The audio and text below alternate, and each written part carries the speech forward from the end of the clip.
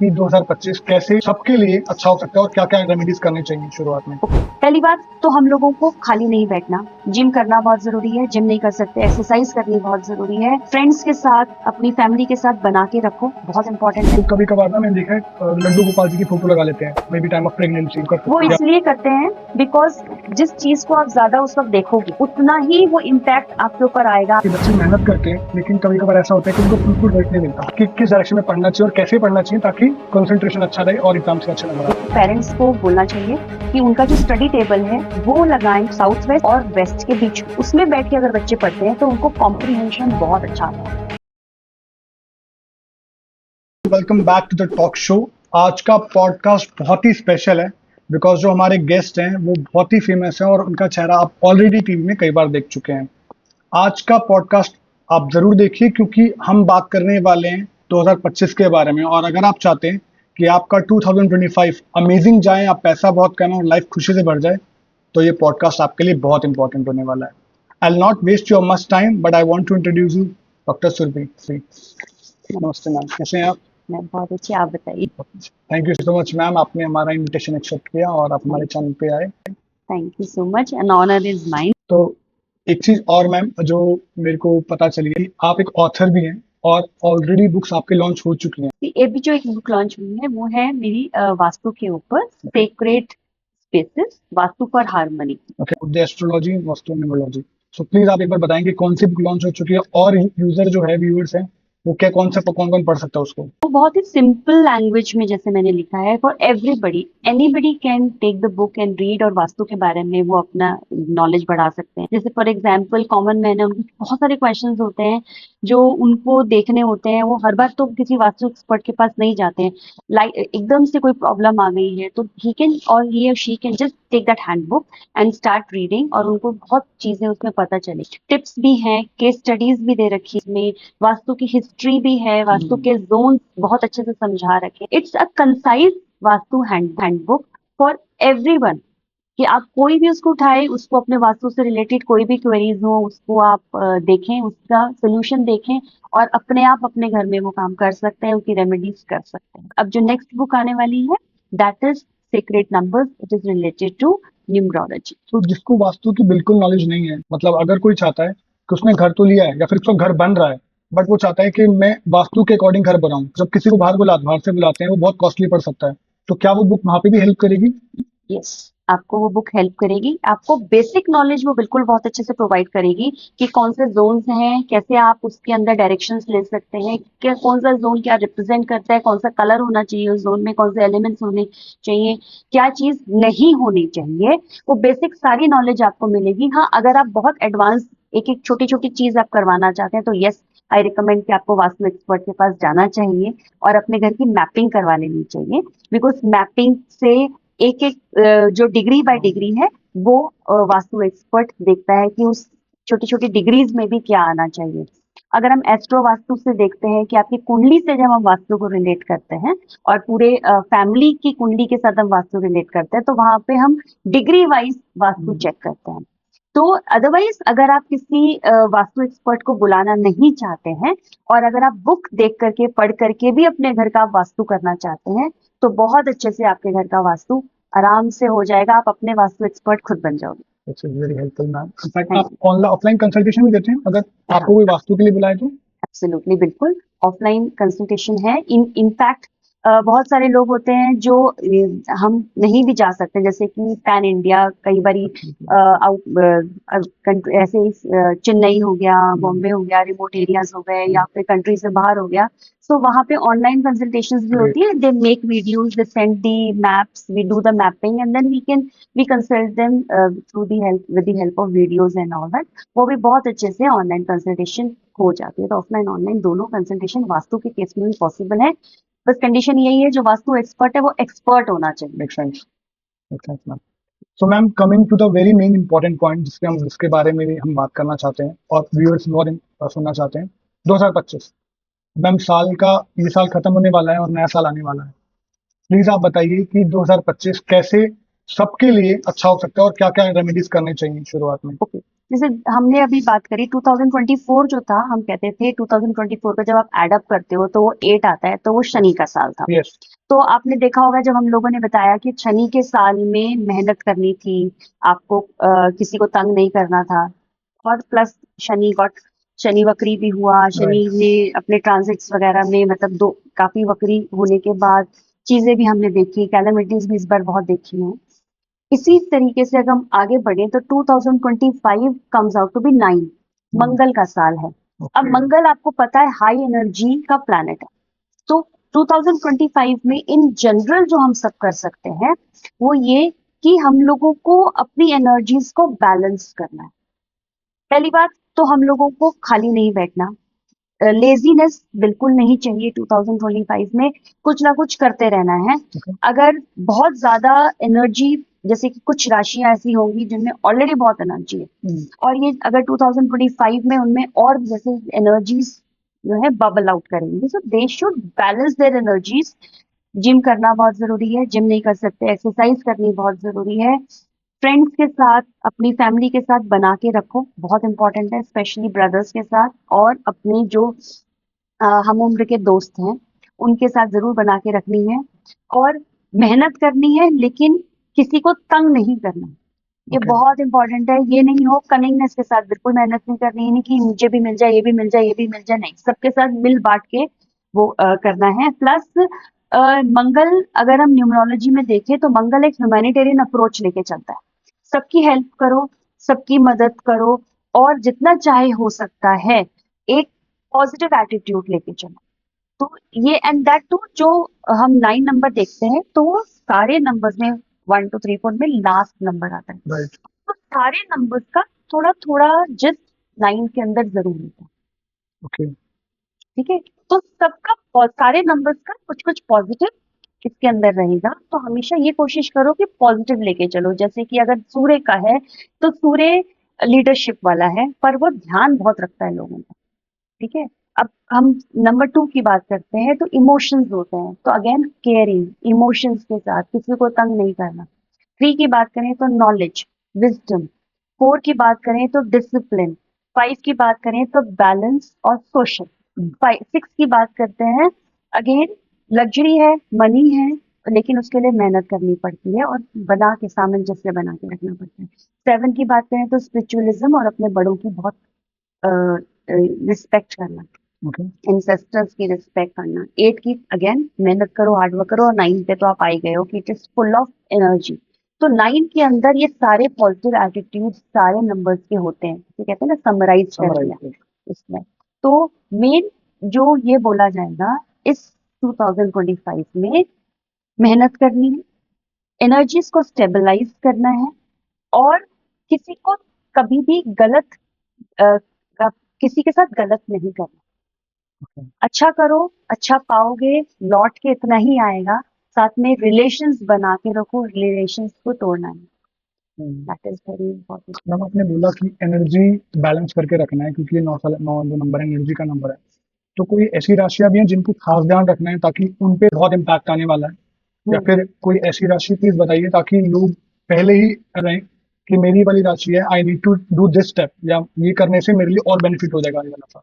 देखो जैसे कि जो मंगल की राशियां हैं, हम्म। जैसे मंगल की राशि है एरीज, मेष राशि, वो अपने आप में ही बहुत ही एनर्जेटिक राशि है। ठीक है। आपने देखा होगा जो एरीज वाले जो लोग होते हैं, जो मेष राशि के लोग होते हैं, वो हमेशा खड़े रहते हैं सबके साथ, मतलब दूसरों के भी मामलों में कूद के उनके लिए लड़ने झगड़ने वाले लोग हैं कि हम खड़े हैं ना, हम करेंगे तुम्हारे लिए। हम्म। अपने फ्रेंड्स की हेल्प करने वाले, वो एक तरह से एग्रेसिव राशि होती है, पर एग्रेसिव लड़ाई झगड़े में नहीं, एग्रेसिव मतलब दूसरों की हेल्प करने में, कि अगर उनको अपने लोगों के लिए लड़ना भी पड़े तो वो तैयार रहते हैं। उनको ध्यान रखने की जरूरत है, because they naturally they bubble with energy, बहुत ज्यादा एनर्जी उनके अंदर वैसे ही होती है। दूसरा जो फायरी साइंस जितने होते हैं, एक मेष हो गया, फिर एक सिंह राशि हो गई, वो भी फायरी है, उसमें भी बहुत एनर्जी होती है, पर एनर्जी उसके जो अंदर जो होती है वो दिमाग भी बहुत लगाता है। प्लस क्योंकि सिंह जो है वो लीडर होता है, तो लीडर के अंदर तो एनर्जी चाहिए चाहिए, वो प्रोटेक्शन देता है, एक वो। तीसरी जो राशि है, अगेन मंगल की जो दूसरी, अगर अपार्ट फ्रॉम एरीज जो दूसरी राशि होती है वो होती है स्कॉर्पियो। उसमें भी एनर्जी बहुत है, पर उसकी एनर्जी हम जब धीरे-धीरे, जैसे हम एरीज़ से स्कॉर्पियो में आते हैं, एनर्जीज़ जो उनकी होती है वो हल्की सी शिफ्ट हो जाती हैं, और शिफ्ट होने में वो एग्रेशन उनका फिजिकल ना होके मेंटल एग्रेशन आ जाता है। तो यहाँ पे उनको ध्यान रखने की ज़रूरत है। अब लास्ट जो है वो है Sagittarius. Again it's a fiery sign. Okay. बहुत एनर्जी है, बहुत ताकत है, बस घूमना फिरना उनको बहुत पसंद है। अ, बैठ नहीं सकते हैं कभी भी। मतलब उनको आप बैठने के लिए बोल दो, दे वोंट सिट। वो खड़े होके काम कर लेंगे, घूम-घूम के काम करेंगे, पर वो बैठ नहीं सकते। उनको आप बैठने को बोलोगे 5 मिनट में उठ के निकल जाएँगे। दे फिजिकल एनर्जी भी बहुत है, प्लस विज़डम भी बहुत है, because they are governed by Jupiter also.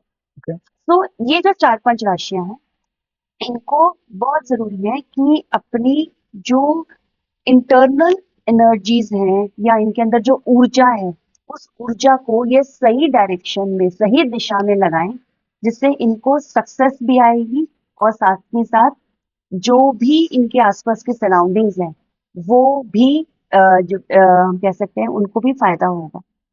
अब मैम जो आपने ये रेमेडी जो आपने जो राशियाँ बताई हैं, कोई रेमेडीज़ बताएँगे आप इनके लिए, ताकि ये जो राशियाँ वाले हैं सबको पता है कि मेरी राशि कौन-सी है, ताकि मैं वो रेमेडी कर सकूँ, सो दैट मेरे को जो इम्पैक्ट नेगेटिव इम्पैक्ट ना आए, सिर्फ़ पॉजिटिव इम्पैक्ट ही आ जाए? ओके, आप जब एरीज की बात कर रहे हैं, जैसे कि मैं एक तो जनरल रेमेडी सबके लिए बता देती प्लीज़। हूँ कि देखो, इन ये 2025 क्योंकि ये मंगल का साल है, ठीक है? तो एक तो ये कोशिश करो कि आपके घर का जो साउथ है, साउथ डिनोट्स मंगल। मंगल जो है, मंगल देवता साउथ में रहते हैं, तो अपना साउथ ठीक ठाक रखो, साफ सुथरा रखो।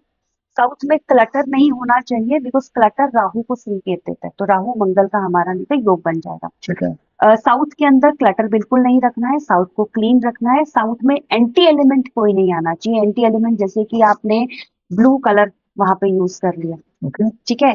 व्हाइट कलर अगर वहां पे आ जाता है, ब्लू तो बिल्कुल ही एंटी हो जाएगा वहां पे, ठीक है?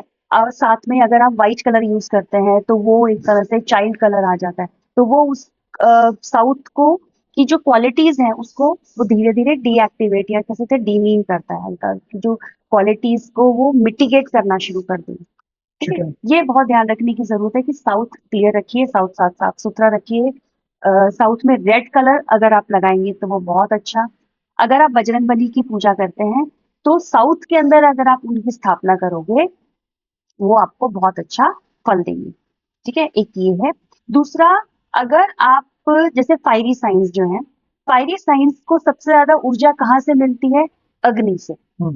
तो अग्नि अर्दन लैंप में, किसी भी मिट्टी के बर्तन मिट्टी का जो दिया होता है सबसे अच्छा तो वही होता है। अगर नहीं मिलता तो पीतल का या कांसे का भी चलेगा। उसके अंदर अगर वो अग्नि प्रज्वलित करते हैं, मतलब दिया जलाते हैं और साउथ डायरेक्शन में रखेंगे, हुँ। मैं तो कहती हूँ रोज रखना चाहिए शाम को इवनिंग में, तो बहुत अच्छा रहेगा। उनकी जो एनर्जीज है वो चैनलाइज होंगी और वो अलाइन हो जाएंगी अपने घर के साथ भी, साथ साथ में यूनिवर्स के साथ, और अपनी जो हम एनालाइज चैनलाइज करने की कोशिश कर रहे हैं उनके साथ, ये इंपॉर्टेंट है। और एक रेमेडी जो मैं जरूर बोलूंगी कि एंसेस्टर्स के लिए हुँ। हमेशा, या तो नहीं तो अमावस पे आप पंडित जी को कुछ ना कुछ दे सकते हैं, या फिर आप मंदिर में जाकर के दान कर सकते हैं, या आप किसी गरीब को खाना खिला सकते हैं। ये आप जरूर करिएगा, क्योंकि एंसेस्टर्स का भी जो डेड जोन होता है वो साउथ वेस्ट होता है, साउथ से रिलेटेड होता है। तो इम्पोर्टेंट है कि एंसेस्टर्स के लिए भी आप जरूर करें, बिकॉज एंसेस्टर्स की अगर आप पे कृपा आएगी तो वो एब्सोल्यूटली। बहुत अच्छी, मतलब सब चीज़ों के लिए कृपा रहेगी। तो ये भी बहुत ज़रूरी है, ये आप ज़रूर करिए, वो कहते हैं ना, पितृ खुश होते हैं ना, वहाँ पे बलाएँ अपने आप ही चली जाती हैं अपने आप धीरे-धीरे। चली जाती हैं। तो ये 2-3 रेमेडीज़ तो सबको ही करनी है इस 2025 के अंदर। ठीक है। मैम कुछ मनी के लिए बताएँगे कि अगर जिसका कोई बिज़नेस है, या फिर मान लीजिए कोई ऐसी राशि है जिसके लिए 2025 जो आपने बताया इतना इम्पैक्टफुल नहीं है, तो उसको क्या करें? स्पेशली इन टर्म्स ऑफ जो बिज़नेस करते हैं भाई, जो जॉब करते हैं या कोई नया बिज़नेस सेटअप करना चाह रहे हैं, ताकि इन चीज़ों में हेल्प मिले 2025 में और एक सक्सेस के साथ आगे बढ़ें। Okay, okay. जैसे कि एक तो मैं ये रेमेडी बताऊंगी वास्तु से ही रिलेटेड है हाँ जी। कि अगर आप अपने घर के अंदर नॉर्थ के अंदर नॉर्थ में अगर वाटर एलिमेंट रहेगा तो वो वाटर जो होता है वो फ्लो करता है। Right. North is the direction of opportunities. तो अगर नॉर्थ के अंदर वाटर एलिमेंट रहता है, फाउंटेन रख लेते हैं, नहीं है तो अगर आप ब्लू कलर आप लगाते हो या कोई कर्टन लगा देते हो वेवी हम्म, जिसमें वेव्स हैं, या ब्लू कर्टन लगाते हो, वो बहुत हेल्प करेगा। ठीक है, नहीं तो नॉर्थ में मनी प्लांट लगा लीजिए, ओके। वो बहुत हेल्प करता है। वो आपको मनी प्लांट का क्या मतलब है, मनी, और वो आप अगर नॉर्थ में लगाते हैं तो मनी प्लांट बहुत हेल्प करेगा आपको अट्रैक्ट करने के लिए अपॉर्चुनिटीज भी और मनी भी। एक प्लांट होता है जेड। हम्म, जेड प्लांट भी आप नॉर्थ में लगा सकते हैं। जेड प्लांट हम नॉर्थ में भी लगा सकते हैं, हम साउथ ईस्ट में भी लगा सकते हैं। ज्यादातर नॉर्थ में, अगर अपॉर्चुनिटीज चाहिए तो नॉर्थ में, पैसा चाहिए तो साउथ ईस्ट में। ओके। ठीक है, एक हम कहते हैं कि जो नॉर्थ के अंदर अगर आप भगवान कुबेर यक्ष होते हैं उनकी या तो यंत्र रख दीजिए या फिर उनकी फोटोग्राफ। ठीक है। लेकिन ध्यान रखिएगा यक्ष की पूजा नहीं होती है, क्योंकि यक्षों को हम भगवान के बराबर नहीं रखते हैं। तो यक्षों की पूजा नहीं करते हैं, तो कुबेर की हम पूजा नहीं करेंगे रेगुलर बेसिस पे। उनकी पूजा दिवाली पे जरूर होती है पर रेगुलर बेसिस पे नहीं होती है। तो अगर वो नॉर्थ के अंदर आप कुबेर का यंत्र रखते हो या कुबेर की फोटोग्राफ रखते हो, वो भी अपॉर्चुनिटीज को लाने में बहुत मदद करती है। ये जो आप देख रहे हैं अपने हाथ के ऊपर, ये माउंट, ये होता है हमारा शुक्र का माउंट। ठीक है, शुक्र क्या लाता है, लग्जरीज लाता है, मनी लाता है, पैसे लाता है, विजडम लाता है, मनी को अट्रैक्ट करने के लिए। इसके ऊपर हम्म, अगर आप या तो घी, गाय का शुद्ध घी, ठीक भैंस है। वाला नहीं, ठीक है। गाय का शुद्ध घी, वो आप रब करते हैं। किस टाइम पे? सुबह शाम कभी भी आप कर सकते हैं, जब आपका मन करे। सुबह नहाने के बाद बेस्ट होता है। ठीक है। ठीक है, वो आप रब करें। या फिर परफ्यूम, हम्म, परफ्यूम भी आप रब कर सकते हैं दोनों माउंट्स पे। ठीक है। ठीक है, आप ऐसे करके भी कर सकते हो। आप यहाँ पे 24 लिख सकते हो with pen. With pen, green pen. Okay. आप 24 भी लिख सकते हो। और आप अ, हल्दी, हम्म, हल्दी होती है ना, हम्म, थोड़ा सा उसके अंदर गंगा जल डालें हल्दी करके, और आप यहाँ पे जुपिटर के माउंट पे लगाएं। ओके। ये जो है जुपिटर का माउंट, इससे पैसा आता ओके। है। और बिजनेस, जो बिजनेस स्टार्ट करने वाले हैं उनको ये कहना चाहिए कि वो जो अपना कैश बॉक्स है हम्म, साउथ ईस्ट में ही रखें। ओके। ठीक है, और बैठे कहाँ, कोशिश करके साउथ में बैठे। साउथ में बैठने से जो भी जो अंडर काम कर रहे हैं उनके ऊपर एक प्रभुत्व बना रहता है, लोग सुनते हैं। देखो कि कोई भी बिजनेस तभी चलेगा ना जब मेन जो उसका वर्कर। हाँ, जो वर्कर्स हैं वो एंटरप्रेन्योर की बात सुनेंगे, एब्सोल्युटली। है ना। हेड की बात सुनेंगे तो काम चलेगा, तो हेड की बात तो सुननी जरूरी है। तो हेड को ऐसी जगह पे बैठना चाहिए जहाँ वो सुनाए ना लोग उसको सुने। हम्म, ठीक है, तो वो बैठेगा कहाँ, साउथ में। उसका फेस कहाँ रहेगा, नॉर्थ में। नॉर्थ से कहाँ आती है, क्या आती है, अपॉर्चुनिटीज आती है, पैसा आता है। ठीक है, अपॉर्चुनिटीज आएंगी, क्लाइंट्स आएंगे तो वो पैसा लेके आएंगे। बैठे कहाँ है, जहाँ पे वो डिक्टेटर है। डिक्टेटर इन द सेंस जहाँ पे वो डिक्टेट कर रहे हैं और अपॉर्चुनिटीज को वो अट्रैक्ट कर रहे हैं। Very logic. पैसे कहाँ रखा हुआ है, साउथ में, राइट में। ठीक है, मैम जो आपने रेमेडीज बताई है यहाँ पे हल्दी लगाने की, किसी राशि के लिए कोई भी कर सकता है? कोई भी कर सकता है। बीट मेल फीमेल कोई भी जो काम कर एनीबडी, रहा है। एनीवन, एनीवन, कोई भी कर सकता है। और ये कोई डे नहीं, फिर डेली करनी है हमें, कोई स्पेशल डे होती है? नहीं, ऐसा कोई डे नहीं है। आप स्पेशल कर सकते हो। हल्दी वाला अगर भूल गए, नहीं याद रहता, तो एटलीस्ट थर्सडे को तो जरूर करना। ठीक है। ठीक है, और अगर ये इत्र वाला, घी वाला भूल गए, नहीं याद रहता, एटलीस्ट फ्राइडे को तो आप जरूर करें। गाय को अगर खाना खिलाते हैं, हम्म, स्पेशली आलू, वो हम्म, भी हल्दी वाले। हम्म, ठीक है, आलू ले आइए, ठीक है। या तो छील लीजिए। मैं तो जनरली छीलने के लिए बोलती हूँ, कई लोगों के पास छीलने का टाइम नहीं होता। नहीं भी छीलो कोई बात नहीं है, उनको अगर कट भी कर सकते हो, कट करके हल्दी में थोड़ा सा मिक्स करके गाय को खिलाओ। अच्छा। आप देखो प्रॉस्पेरिटी आती है। गाय क्या है, गाय शुक्र का प्रतीक है। हम्म, ठीक है, और आलू जो है, हम राहु और हल्दी जो है हम इसको मानते हैं हमारे गुरु को, विजडम, जो राइट। पैसा भी देता है, जो सोना देता है, जो मनी देता है। ठीक है, अगर हम ये सारी चीजें मिक्स करते हैं, ये बहुत अच्छी रेमेडी होती है इन जनरल हमारे सेकंड हाउस के लिए। सेकंड हाउस हमारे धन का होता है, हमारे पैसे का होता है, हमारी सेविंग्स का होता है, हमारे एसेट्स का। Yes. तो आप जितना ज्यादा गाय को आलू खिलाते हो हल्दी लगा के, उतना ज्यादा प्रॉस्पेरिटी आती है, बिकॉज आप अपना सेकंड हाउस अलाइन कर रहे हो, आप अपने शुक्र को अलाइन कर रहे हो, अपने राहु को कंट्रोल कर रहे हो जो हर्डल्स क्रिएट करता है, और अपने गुरु को वो भी अलाइन कर रहे हो। ठीक है। और कुछ मैंने बताना चाहिए स्पेशल पेड रेमेडी हो आपकी, जो कि लोगों को जिनको नीचे बड़ी मन्नतों के लिए, जैसे किसी के लिए कोई मिसकैरेज हो गया, या फिर कोई बेबी बर्थ करना चाह रहा है उसको नहीं हो रहा है, या फिर कोई बड़ी चीज चाह रहा है लाइफ में जो कि कई सालों से नहीं मिल रही है। ये वैसे तो एक पेड रेमेडी है, मैं लोगों को जनरली इसमें देती हूँ अपनी कंसल्टेशन में। आपका जब हम चार्ट देखते हैं तो चार्ट के अंदर फिफ्थ हाउस में जो राशि होती है, हम्म, ठीक है, वो राशि हम देखते हैं। सपोज करिए कि आपकी जो वहाँ राशि बैठी है वो सिंह राशि बैठी हुई है, ठीक है। तो सिंह राशि से रिलेटेड हमें क्या करना है। अब सिंह राशि, क्योंकि पांचवा घर हमारे संतान का घर है, पहली संतान का घर है। अब जो संतान है वो हम पहली राशि उससे राशि से देखेंगे। अगर वहां सिंह राशि है तो दैट मीन्स वहां सिंह राशि कहीं ना कहीं हमारे को अपना पॉजिटिव इफेक्ट नहीं दे रही है। तो ओके। एक हाउस में बहुत सारे सिग्निफिकेशंस होते हैं, एक सिग्निफिकेशन पांचवें घर का देवी भी है। ठीक है। तो सिंह राशि को हम एक्टिवेट करेंगे। ठीक है। अब सिंह राशि को हम एक्टिवेट कैसे करते हैं? हम्म, अब सिंह राशि कौन कौन सी जगह में सिंह राशि का प्रभुत्व है? जैसे सिंह क्या है? सिंह है राजा। ठीक है। तो राजा आप बताइए कौन कौन सी जगह में बैठता है हमारी इंडिया में? राष्ट्रपति भवन, राइट। राइट।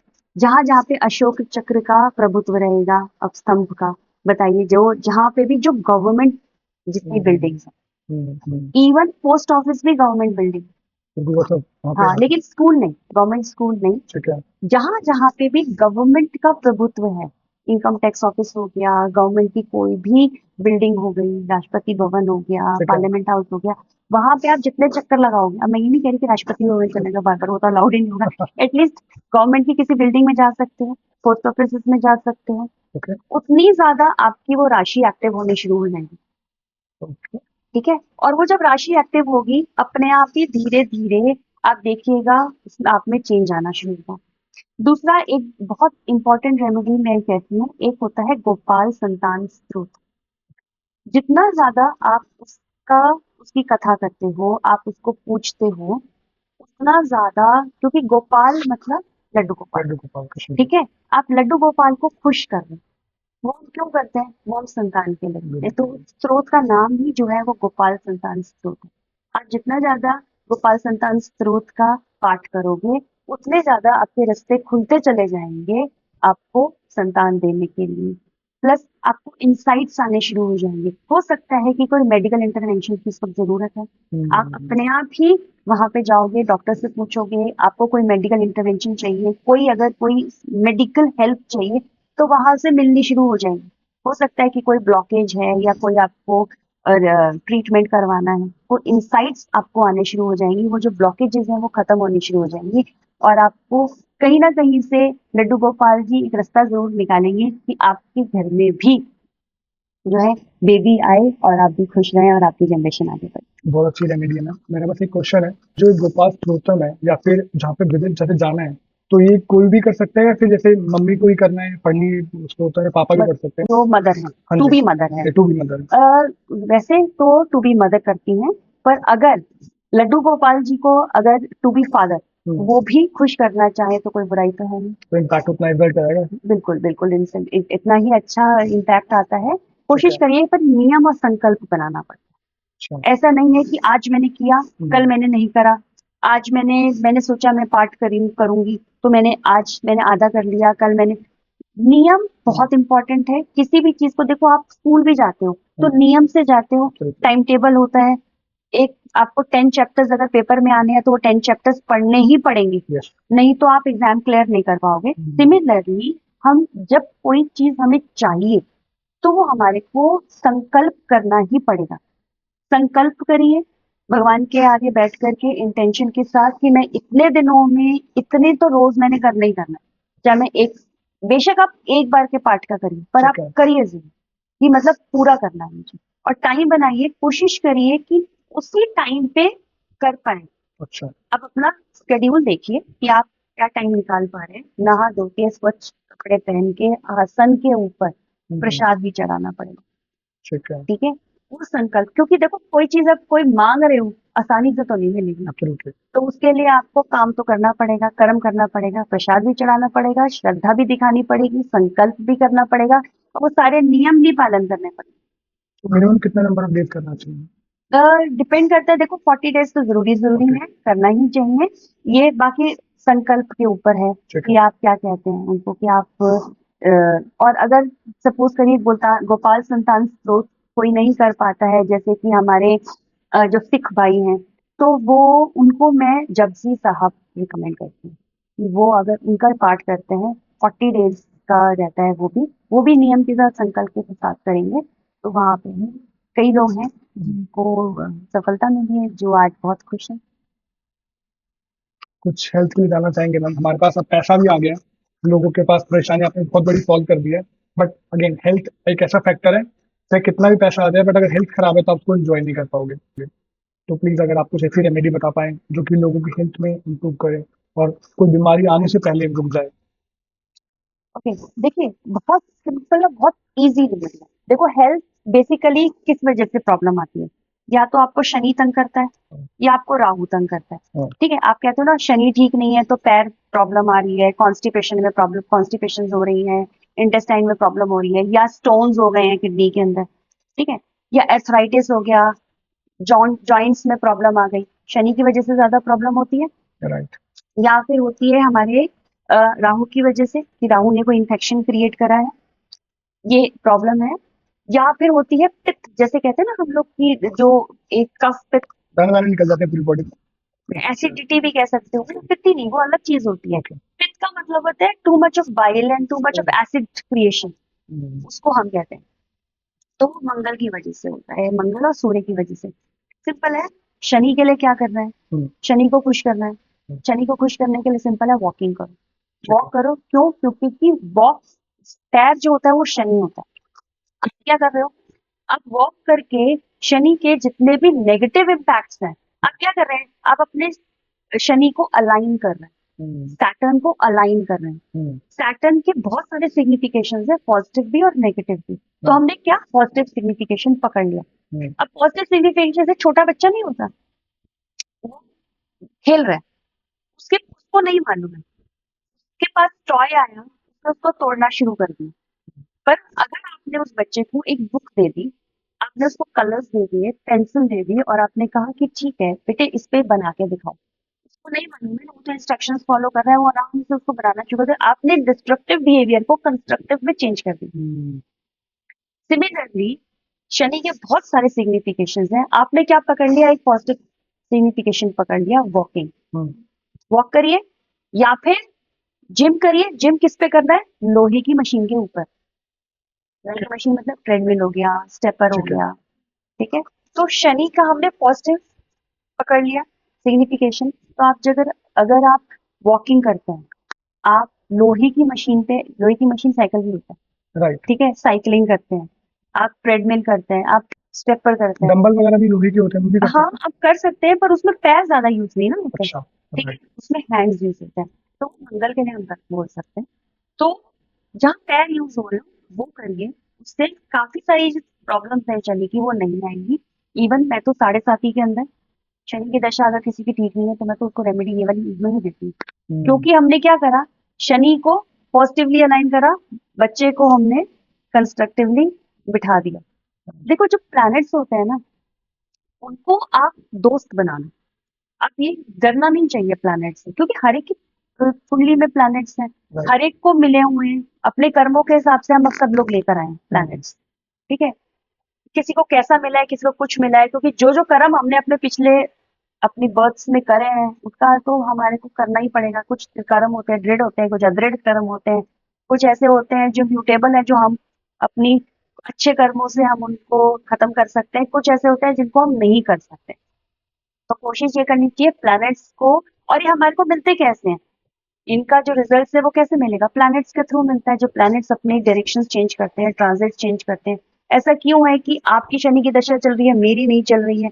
ऐसा क्यों है कि आपका जो आप मंगल की दशा में पैदा हुए हो और मैं जुपिटर की दशा में पैदा हुई हूँ, गुरु की दशा में। क्यों ऐसा क्यों है कि मेरा गुरु छठे में बैठा और आपका गुरु 9th हाउस में बैठा, फेट के घर में बैठा? क्यों?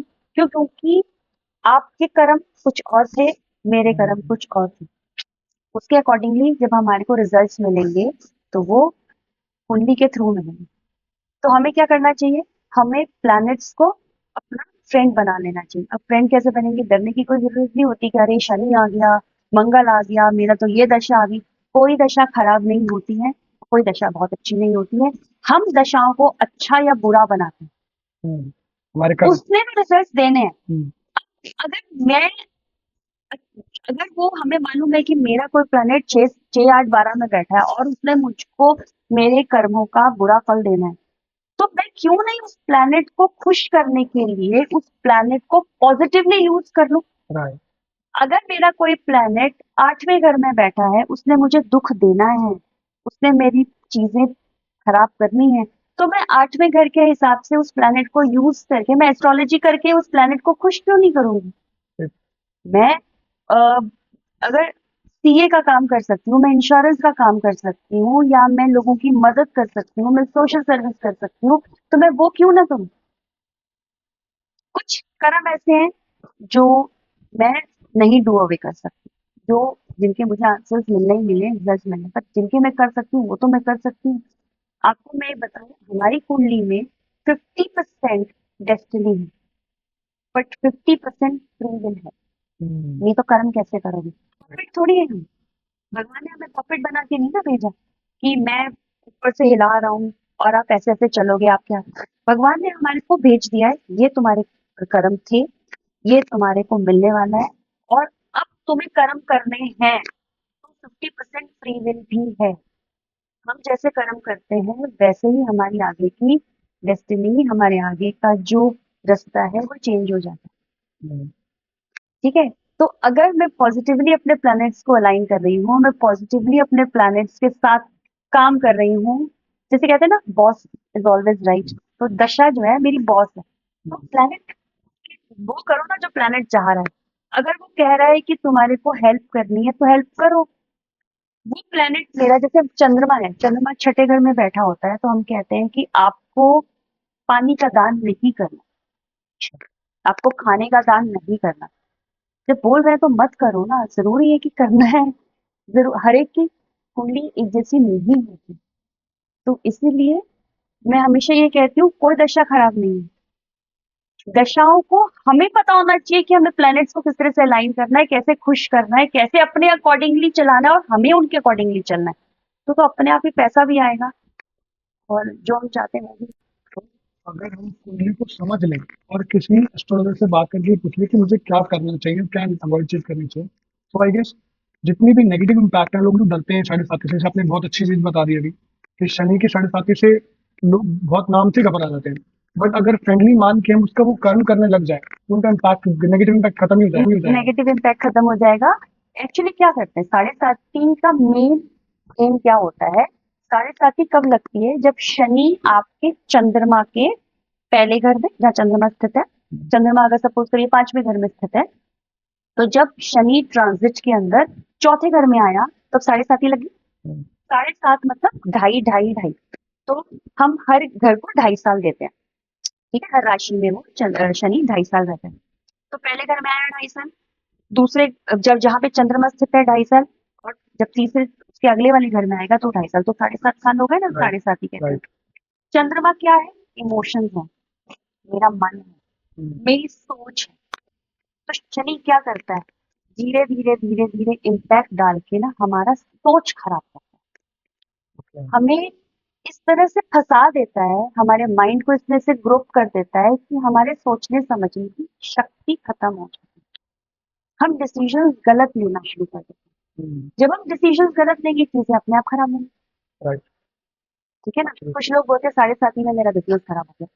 ठीक है, तो इसका मतलब क्यों? क्योंकि हमने डिसीजन गलत लिए। कुछ लोग होते हैं साढ़े साथी में बन भी तो जाते हैं, क्योंकि वो अगेन हाउसेस, किस हाउस में चंद्रमा बैठा था और शनि किस हाउस में आ रहा है, और वो किस तरह से उसको हेल्प कर रहा है, ये भी इम्पोर्टेंट है। तो कहीं कहीं शनि, देखो ऐसा नहीं है कि जो शनि जो बहुत प्रोग्रेस करके 7.5 में उनको माइंड इम्पैक्ट नहीं करता होगा, करता है, उनका भी इम्पैक्ट करता है, पर कहीं ना कहीं वो ये कह सकते हैं कि उनकी जो राशियां है वहां पर, या फिर वो जब शनि आए वो किस राशि में आए, वो थोड़ा बैलेंस हो गया। हम्म, तो 7.5 is nothing but basically Shani जो है हमारे माइंड को, हमारे इमोशंस को कंट्रोल करना शुरू कर देता है। कहते हैं धीरे धीरे काला आना शुरू होता है, चंद्रमा पे आता है तो वो चंद्रमा को बिल्कुल बिल्कुल वो ब्लैक कर देता है, और स्लोली स्लोली जब वो निकलता है तो ग्रे, धीरे धीरे ग्रे ग्रे ग्रे ग्रे होके व्हाइट होना शुरू हो जाता है, like that. right. There are many remedies जो हम 7.5 में कर सकते हैं, जो हमारे को हेल्प करती हैं, और आराम से 7.5 निकल जाती है, ऐसी कोई प्रॉब्लम नहीं होती। हाँ, ये कह सकते हैं कि इमोशनली थोड़ा हैवी होती है माइंड के ऊपर, और हम ये कह सकते हैं कि थोड़े आपको यहाँ पे बहुत ध्यान से डिसीजन लेने पड़ते हैं, घबराने की कोई बात नहीं है। तो मैम, 9th नंबर आपने बताया था, अगेन 2025 में हम दोबारा आते हैं, क्योंकि 2025 से 9 और 9 से मंगल बनता है, तो कोई अगेन एक अच्छी सी रेमेडी दे दीजिए लोगों के लिए, ताकि मंगल उनका सब कुछ ठीक रहे, उनके घर में सब कुछ अच्छा हो जाए। ठीक ठीक है, देखो सबसे पहले एक दो चीजें बताऊंगी जो इन जनरल सबको करनी ही करनी है। ठीक है। एक तो सौंफ जो होती है ना, खाने वाली सौंफ होती है ना, मोटे हम्म, वाली, हम्म, वो खाना शुरू कर दो। खाने के बाद तो जरूर खाओ। ठीक है। खान सौंफ होती है वो मंगल को रिप्रेजेंट करती है, तो इससे क्या होता है, एक तो पित्त कंट्रोल में रहता है, हेल्थ बहुत अच्छी रहेगी।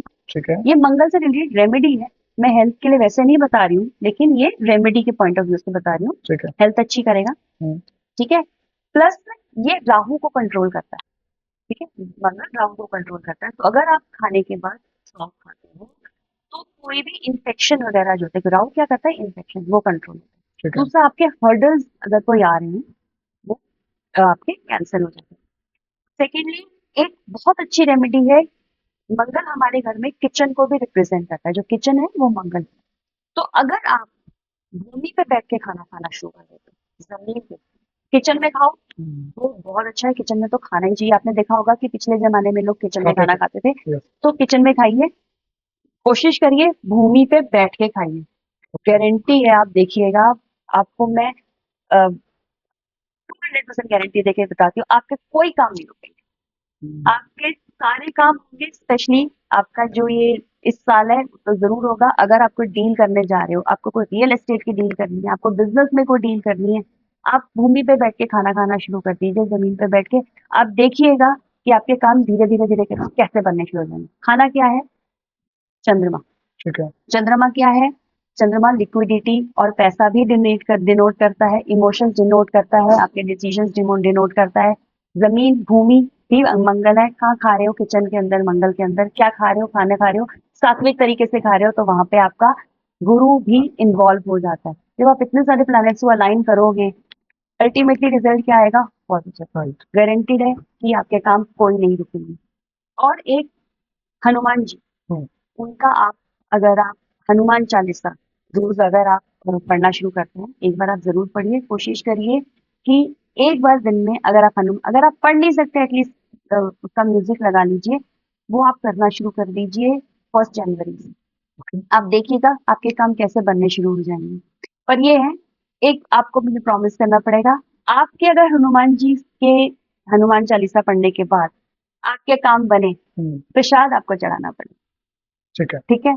प्रसाद चढ़ाएंगे, साथ में प्रसाद चढ़ा के जो बूंदी है, हम्म, बूंदी, अगर आप बेसन का लड्डू चढ़ा रहे हो वो घर ले आइए, वो अपने घर में परिवार को खिलाइए, लेकिन अगर आप बूंदी चढ़ा रहे हो तो बांट के, फिर वो घर मत लाना, वो सारी की सारी बांट मंदिर में। के, मंदिर में बांट के, जो भी बैठे हैं वहां पे उनको खिला के वापस आना। कोशिश अगर घर वालों को खिलाना चाहते हो तो बेसन का लड्डू खिलाओ, ठीक प्रसाद जरूर चढ़ाना, और हो सके अगर आप कर सकते हो पताका जरूर चढ़ाओ। फिर देखो, काम देखो, कोई काम नहीं रुकेगा। ये तो वैसे भी आप तब करने वाले हो कि जब आपका काम हो जाएगा, पर आप इसको रेगुलर फीचर बनाओ। है, जिंदगी ठीक हो जाएगी अपने आप। और वैसे भी ये मंगल का साल है, राइट। आप देखिए जनवरी से ही आपके काम बनने शुरू होंगे। मैं ये रेमेडी फॉलो जरूर करने वाला मैं तो करती हूँ। हूँ। तो एक सबसे अच्छी इंपॉर्टेंट चीज़ है मैम, जैसे देवउठनी आ चुकी है, शादियां बहुत हो रही हैं, और एज पर द फैक्ट 70% लोगों के रिश्ते सही नहीं चलते हैं, लोगों के घर में इश्यूज रहते हैं। तो I really want to know from you कि सबसे पहले से क्या करना चाहिए शादी के बाद, जो कि एक नए कपल के लिए सब कुछ अच्छा रहे, उनके घर में लड़ाई झगड़े ना हो, या फिर पुराने कपल को भी मैं चाहूंगा बताएं कि अगर लड़ाई झगड़े चल रहे हैं तो क्या इससे सब कुछ शांति हो जाए कपल के लिए। देखो, एक तो सबसे पहले जब अगर मैरिज फिक्स हो रही है, ये ध्यान रखो कि डेट और जो मुहूर्त है बहुत इम्पोर्टेंट है। ठीक है। आप जब आप हॉरोस्कोप मिलवाते हैं, उनके साथ साथ में जो डेट फाइनल करते हो, डेट इतनी इम्पोर्टेंट होती है कि अगर सही डेट पे शादी हो जो ऑस्पिशियस है, और मुहूर्त अगर कुछ सब कुछ ठीक नहीं है, आप हॉरोस्कोप नहीं मिलवाए, कुछ नहीं है, लेकिन आपने ठीक मुहूर्त के ऊपर शादी कर दी ना, तो हम ये कहते हैं कि सब चीजें एक तरफ और ठीक मुहूर्त एक तरफ, तो आगे जाके कोई प्रॉब्लम नहीं होती। ठीक है, मुहूर्त इतना इम्पोर्टेंट होता है कि योग चेक करो कि वो योग कोई गलत योग तो उस मुहूर्त पे नहीं पड़ रहा, तो बहुत ही ध्यान से वो मुहूर्त निकालना पड़ता है। जब मेरे पास लोग आते हैं मुहूर्त निकलवाते हैं, एक बहुत मैं एकदम से निकाल के नहीं देती जैसे बाकी के पंडित जी निकाल देते हैं, मैं टाइम लेती हूँ एटलीस्ट 2-3 दिन। क्यों? क्योंकि मुझे एक एक चीज चेक करनी होती है, मैं नहीं चाहती कि ऐसा मुहूर्त निकले कि इतना सा भी कुछ ग्लिच आए और प्रॉब्लम आए, जल्दी क्योंकि खराब हो जाएगा। क्योंकि एक अच्छा मुहूर्त आप नहीं देखते, जब मुहूर्त के अकॉर्डिंग ही हम लोग बाहर निकलते हैं, राइट। काम हमारे होते हैं, मुहूर्त के अकॉर्डिंग ही हम पूजा करते हैं, तो शादी आजकल लोग क्या करते हैं, डांस ही करते रह जाएंगे, वो शादी का मुहूर्त ही निकल रहा था, और फिर कहते हैं अच्छा चलो जल्दी जल्दी बैठो, शादी का मुहूर्त तो निकल गया। तो जो मुहूर्त निकाला गया है उसी पे शादी हो जानी चाहिए, बाकी सारी चीजें एक तरफ, खाना पीना सब एक तरफ, वो मुहूर्त नहीं। क्योंकि उससे गवर्न होगी पूरी की पूरी लाइफ कपल की, वो इम्पोर्टेंट है। इम्पोर्टेंट है। दूसरा, जो आप रूम डेसिग्नेट कर रहे हो कपल के लिए, वो किस डायरेक्शन में होना चाहिए, वो बहुत इंपॉर्टेंट है। न्यूली वेड कपल के लिए जो डायरेक्शन है वो है नॉर्थ नॉर्थ वेस्ट की डायरेक्शन, नॉर्थ और नॉर्थ वेस्ट के बीच में जो डायरेक्शन होती है, Okay. वो जो रूम होता है वो न्यूली वेड को देना चाहिए, बिकॉज ये डायरेक्शन है अट्रैक्शन की, ये डायरेक्शन है एक दूसरे को समझने की। ये इस वक्त जो इम्पोर्टेंट होता है वो होता है एक दूसरे को समझना, एक दूसरे के साथ सामंजस्य बिताना, एक दूसरे को की बात को आगे बढ़ाना, एक दूसरे के साथ बॉन्डिंग क्रिएट करना, attraction which is very important between newly wed, तो अट्रैक्शन होना बहुत जरूरी है। तो ये वाला जो रूम होता है, ये नहीं तो बनाओ, स्पेशली बनाओ अगर वास्तु के हिसाब से चाह रहे हो, north north west direction newlywed के लिए जरूरी है। दूसरा, न्यूलीवेड के कमरे में कोशिश करो, वैसे तो हम कहते हैं लाल को हम, रेड कलर को हम लोग सौभाग्य की निशानी मानते हैं, ठीक है, कपड़ों में, कपड़े हैं, रोली है ना, पेंट में नहीं, ओके। बिकॉज वो एग्रेशन भी तो है, साउथ की डायरेक्शन है, साउथ का एलिमेंट है। अगर आप साउथ का एलिमेंट नॉर्थ में ले आओगे तो वो एंटी एलिमेंट हो गया ना, राइट। एग्रेशन भी लेकर आता है। तो अगर आप बेडरूम के अंदर रेड कलर का पेंट कर देते हो, रेड कलर की बेडशीट्स बिछा देते हो, उसके रेड कलर के कर्टन्स होते हैं, तो वो एग्रेशन लाएगा, लड़ाई झगड़ा होगा ही होगा। कमरे में बाहर ठीक है, कमरे के अंदर आएंगे लड़ेंगे, ठीक है। रूम के अंदर कोशिश करो कोई मिरर ऐसा नहीं होना चाहिए जिसमें बेड नजर आता हो, ठीक है। बेड नजर नहीं आए, मिरर नहीं, ऐसा मिरर अगर है उसको ढक के रख लो, अगर अब कोई ऑल्टरनेटिव नहीं है तो उसको कवर करके रखो, ठीक है।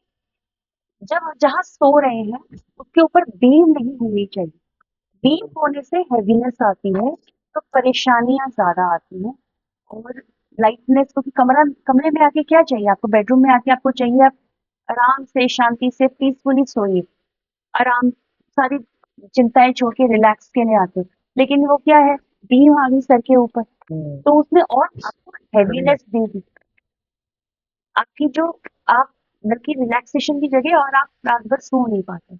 कोशिश करो कि आपका जो पिल्लो है वो दो ही हो, ना तो तीन चाहिए ना चार, चार भी नहीं चाहिए, दो ही चाहिए।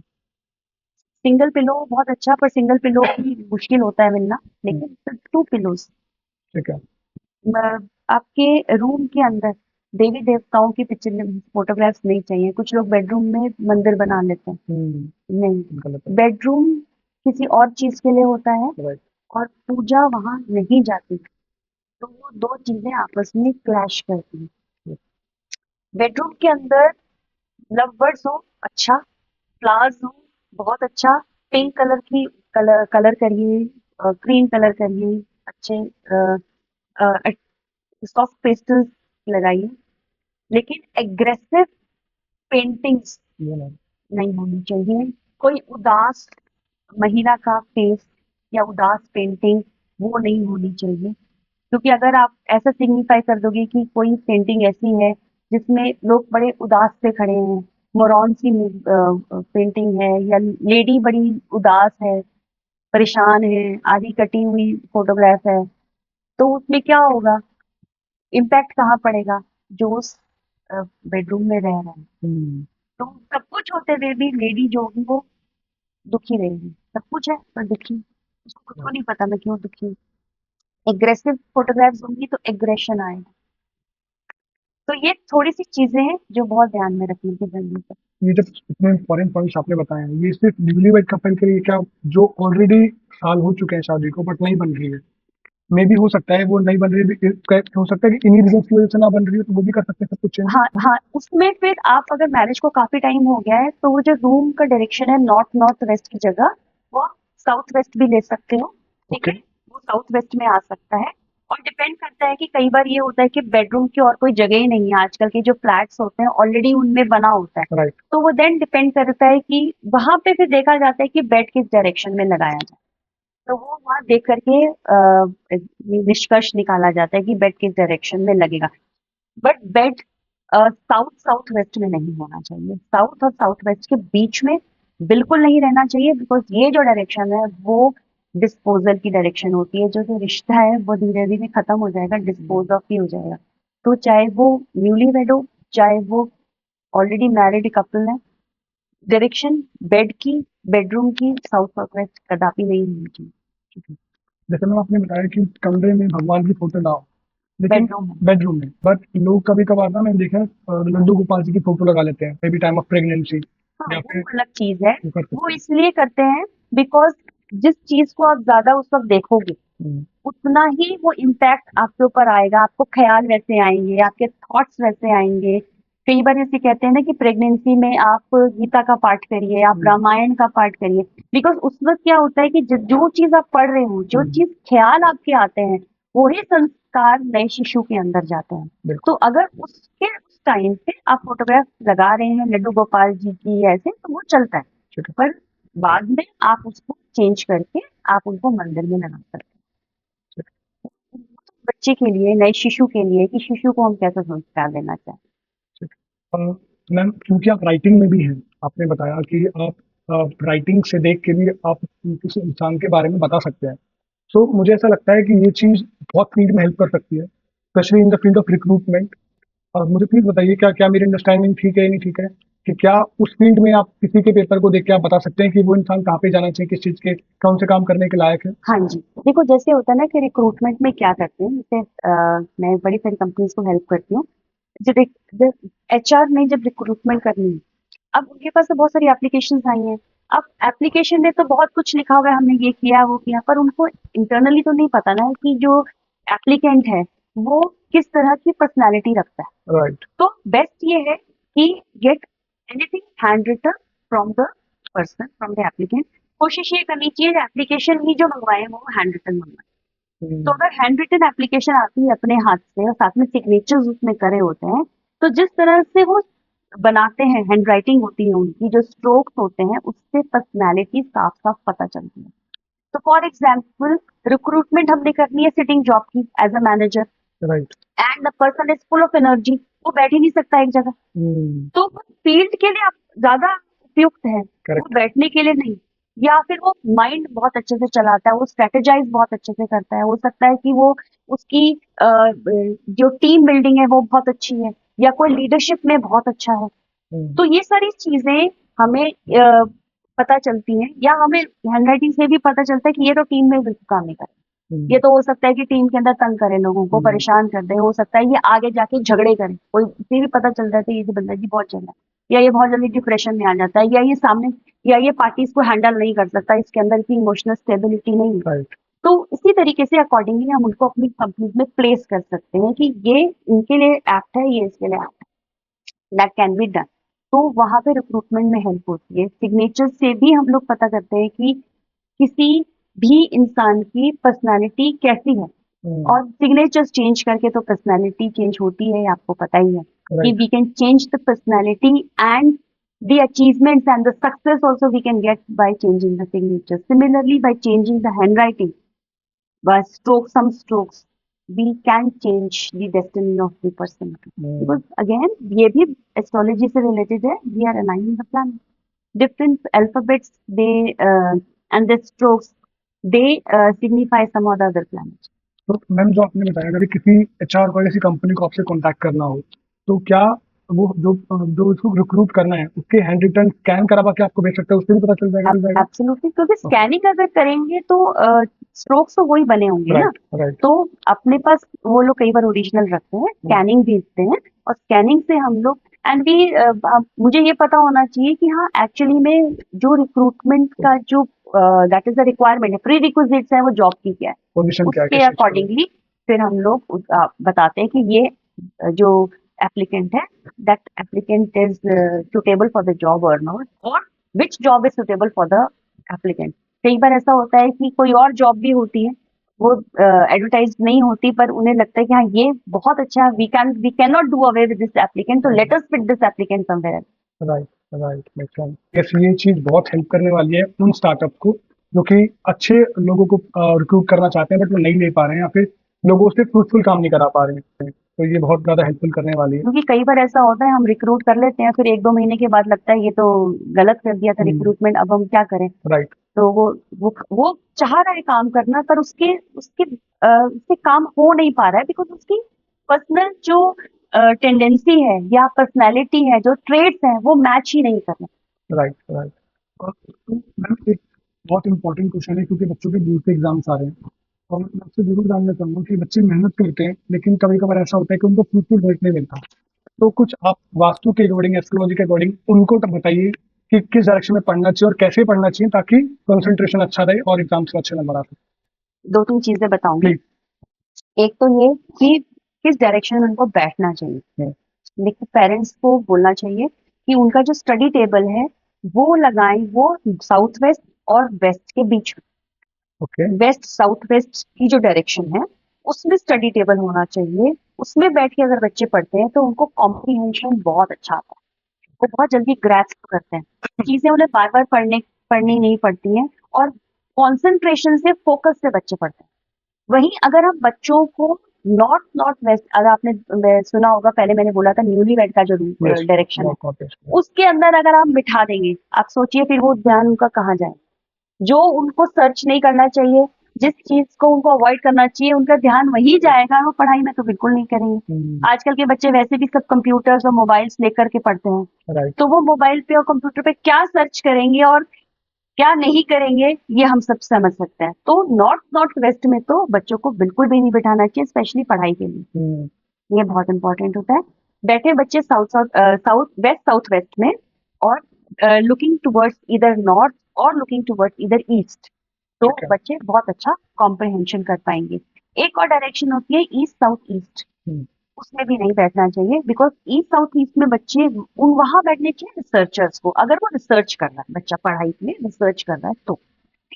लेकिन अगर ईस्ट साउथ ईस्ट में भी अगर हम किसी बच्चे को बिठा देते हैं, तो भी उसका दिमाग, उसका जो माइंड है, वो सारा दिन चलता रहेगा, एनालिसिस में ज्यादा लगा रहेगा, पढ़ाई में कम लगेगा, तो उसका दिमाग काम ज्यादा करेगा और रिजल्ट्स कम मिलेंगे, तो बच्चा थकेगा बहुत जल्दी, आउटपुट कम मिलेगा।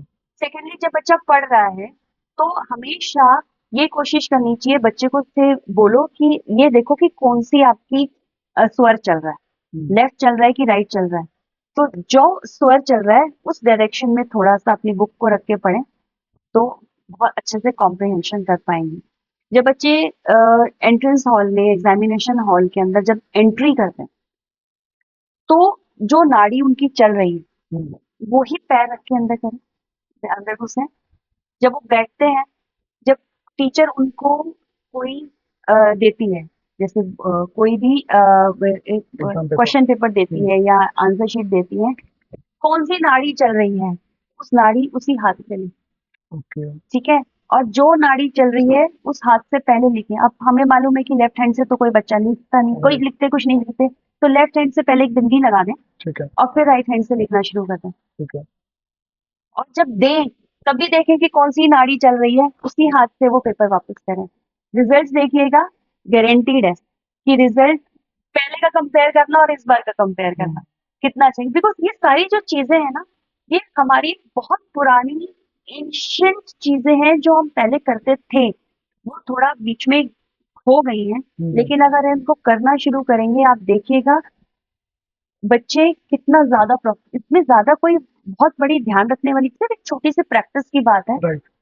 और इसके जो रिजल्ट्स हैं 10 फोल्ड है। 10 फोल्ड तो क्या, मैं 100 फोल्ड कहूंगी कि बच्चे को कॉम्प्रीहेंशन भी बहुत अच्छे से आ जाता है, बच्चा बड़ी अच्छे से समझ जाता है, ज्यादा उसको समझना नहीं पड़ता, एक बार पढ़ा और बहुत चीजें उनको समझ में आ जाती हैं।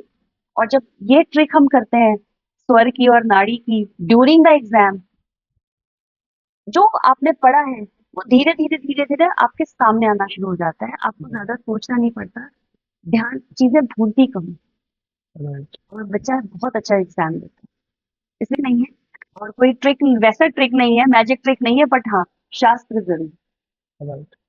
तो चलिए, हमने देखा जाए तो हमने हर एक चीज टच करी इस पॉडकास्ट में। बच्चे का एग्जाम अगर अच्छा हो गया, बच्चा पढ़ लिख के अच्छा हो जाएगा, हमने वो भी टच कर लिया। हमने रिलेशनशिप भी टच करी।